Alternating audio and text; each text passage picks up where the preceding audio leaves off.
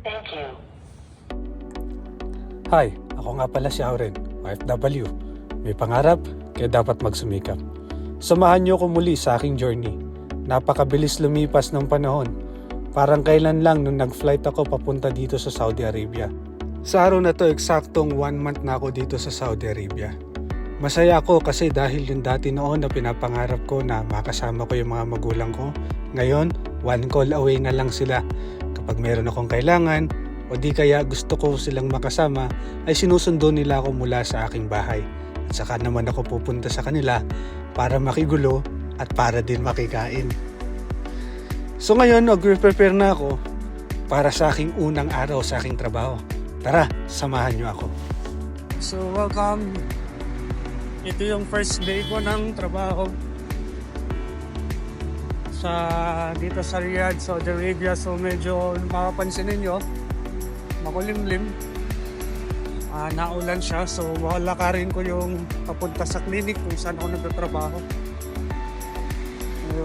Mga medyo makahaba-haba konting lakarin to. So kung makikita nyo, ito yung view sa labas.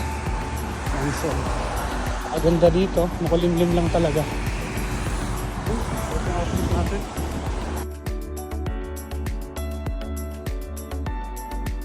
At ito na nga, nakarating na ako sa clinic kung saan ako nagtatrabaho. Kaya medyo nakikintay-hintay lang ako at kinakabahan.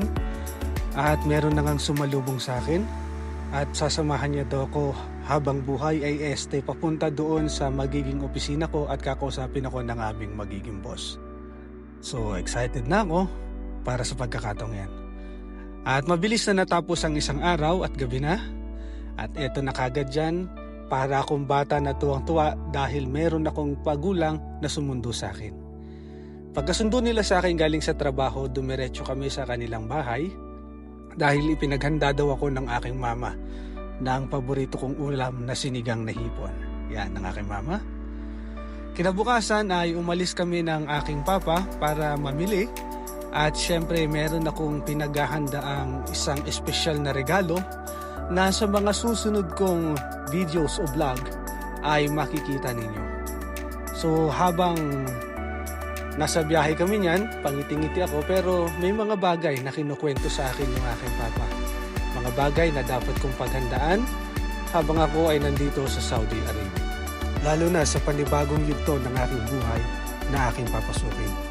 Siguro sa bandang last part ng video ito ay magkakaroon kayo ng idea kung ano yung bagong yugto ng aking buhay na aking papasukin.